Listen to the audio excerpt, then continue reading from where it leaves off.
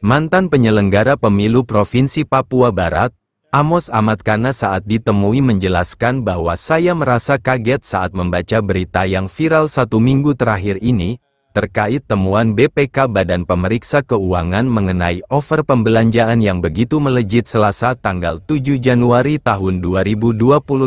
Dalam keterangannya Amos mengatakan di mana terjadi penemuan oleh BPK baik itu Papua Barat atau Papua Barat Daya, mulai dari provinsi sampai di kabupaten-kabupatennya terjadi over pembelanjaan yang begitu melejit. Pertanyaan saya, apa yang dibelanjanya kemana? Temuan ini adalah temuan besar yang tidak main-main.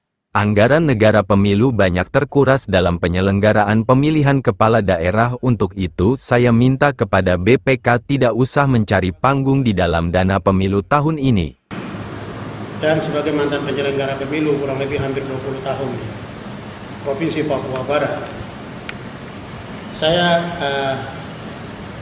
merasa kaget ketika membaca berita yang lagi viral 1 minggu terakhir ini, yang mana intinya bahwa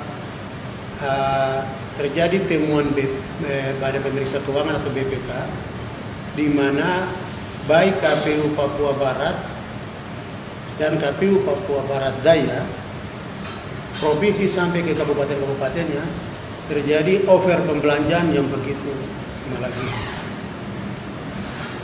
Pertanyaan saya, apa yang dibelanjakan? Belanjakannya kemana? Belanjanya ini tanpa RAB yang dibelanjakan atau gimana?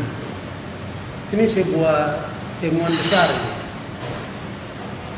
Sebuah temuan besar, tidak main-main. Anggaran negara ini banyak terkuras dan difokuskan kepada pemilu.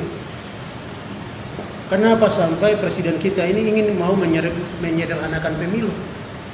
Karena dilihat bahwa pemilu ini sangat kompleks dan rumit, baik dari sisi teknis penyelenggarannya sampai dengan dari sisi teknis pembiayaannya itu begitu besar.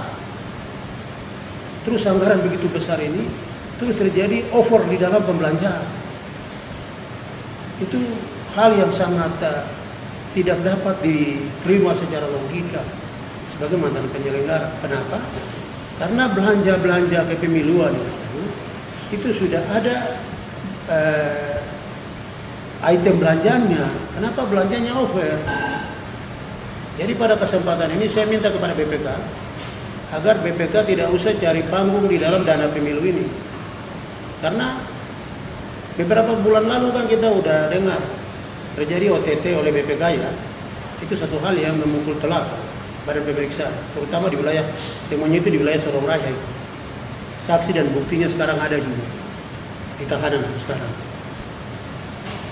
Saya minta untuk BPK, ini benar apa bohong? Kalau benar, kenapa you tidak menampilkan temuan-temuan anggarannya itu di mediamu atau dirilis itu? Kabupaten ini sekian miliar terjadi over, kota ini terjadi sekian miliar, provinsi ini terjadi sekian, provinsi B terjadi sekian. Total dari 13 kabupaten, 7 di Papua Barat, 6 di Papua Barat Daya ini menjadi sekian, terjadi selisih sekian. Saya cuma bilang ini BPK cari panggung aja. Saya tidak percaya ini. Saya mau tunggu ketajaman BPK. Kalau ini you tidak mencari panggung, you buktikan bahwa benar. Yang you lakukan itu benar, you coba rilis lagi kembali di media. Berikutnya saya tunggu. Kalau tidak saya bilang you cari panggung. Saya tidak percaya. Karena you cuma ngomong terjadi over.